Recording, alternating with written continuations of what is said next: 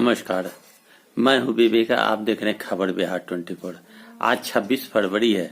26 फरवरी की छोटी बड़ी खबरों से मैं आपको अवगत करा दूं। सोशल डिजिटल मीडिया पर अब सख्ती करने के लिए केंद्र सरकार ने जारी किए हैं निर्देश। केंद्र सरकार की ओर से कहा गया है कि अभिव्यक्ति की स्वतंत्रता बरकरार रखते हुए जवाबदेही तय की जाएगी। 24 घंटे के अंदर हटानी होगी अश्लील सामग्री। दोनों मंत्री रविशंकर प्रसाद और प्रकाश जावड़ेकर ने कहा है कि सोशल मीडिया का जिस प्रकार और डिजिटल मीडिया का जिस प्रकार दुरुपयोग हो रहा है, उस दुरुपयोग को रोकने के लिए सख्त निर्देश जारी किए जा रहे हैं।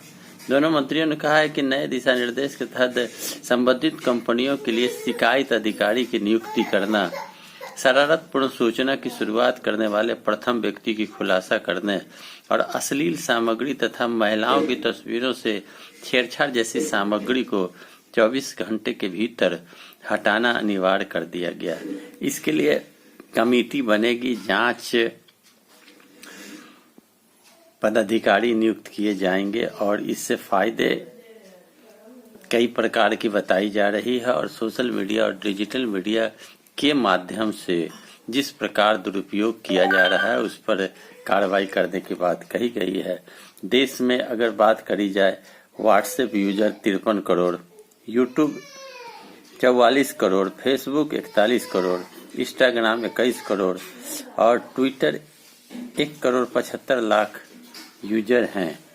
और भ्रामक और तनावपूर्ण समाचार प्रकाशित करने और उत्पात मचाने वाले और शांति भंग करने वाले पर कार्रवाई की जाएगी। उधर खबर निकल कर आई है कि मोकामा में उपासना एक्सप्रेस पर गोलीबारी की गई, जिस गोलीबारी में गार्ड घायल हुआ। पटना की रेलखंड के मोकामा स्टेशन पर अपराधियों ने गुरुवार की रात उपासना एक्सप्रेस के दिवांग बोगी में एक साइबर अपराधी की हत्या के इरादे से गोलीबारी की।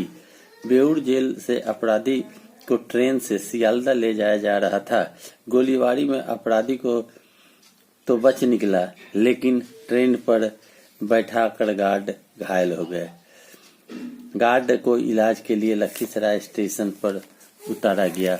उधर कटिहार की बात की जाए तो फलका थाना क्षेत्र के कुरसैला फारबिसगंज कुरसैला NH 77 पर गुरुवार रात 9 बजे गोपाल पट्टी के पास गश्ती के दौरान हवलदार को ट्रक ने कुचल दिया। इस हादसे में हवलदार सोहन लाल मंडल, जो 57 वर्ष के थे, उसकी तत्काल मृत्यु हो गई।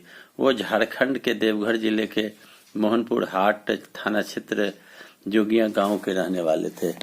उधर अब बिहार में वृद्धा आश्रम बनाई जाएगी, जो अत्याधुनिक वृद्धा आश्रम बनाई जाएगी। 100 शैया वाली 2 यूनिट के वृद्धा आश्रमों में मुफ्त भोजन, चिकित्सा और मनोरंजन की व्यवस्था होगी।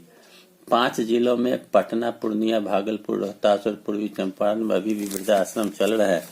लेकिन अब जो वृद्धा आश्रम बनाने की बात कही जा रही है, वो 7 निश्चय पार्ट 2 के तहत यह वृद्धाश्रम बनाने की बात कही जा रही है। अब यह भी बात निकल कर आई है कि बिहार में 534 अमीनों की बहाली अगले माह तक कर दी जाएगी।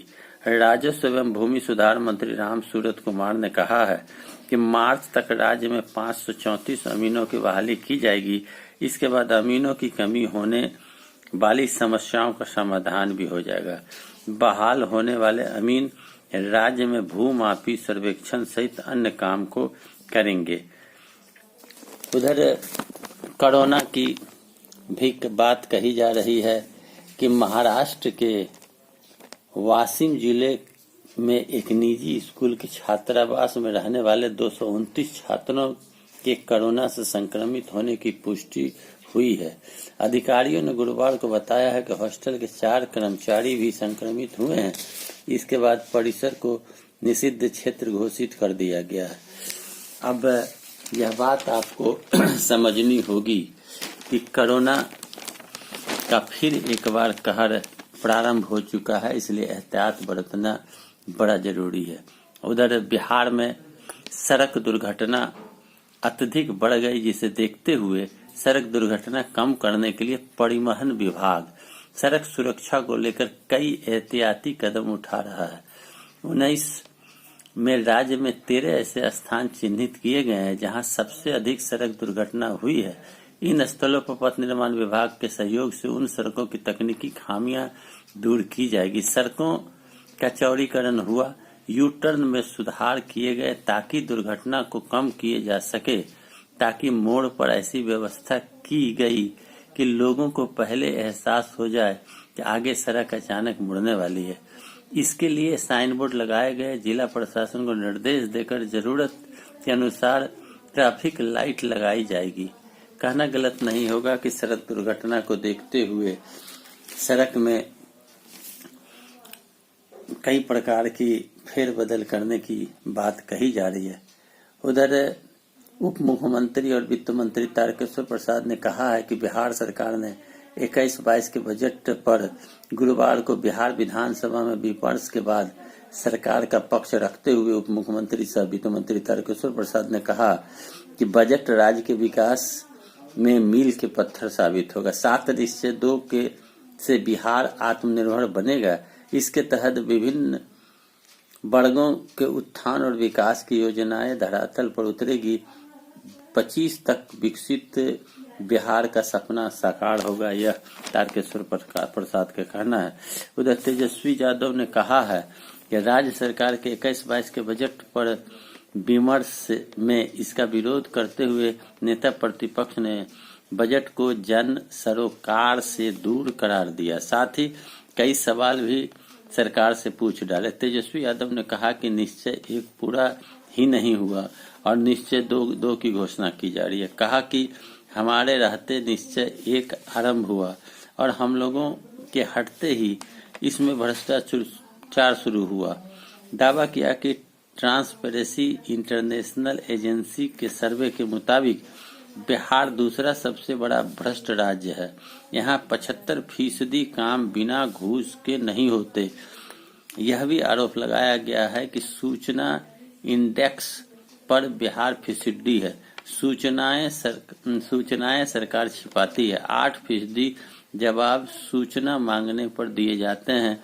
कहा कि जंगल राज, विकास नहीं हुआ आदि प्रोपेगेंडा उठाया गया है। श्री यादव ने कहा कि 90 में जब लालू प्रसाद यादव की सरकार बनी तो राज्य का बजट 3000 करोड़ रुपए, 2005 में 15 साल में 24,000 करोड़ तक यानी 8 गुना पहुंचा।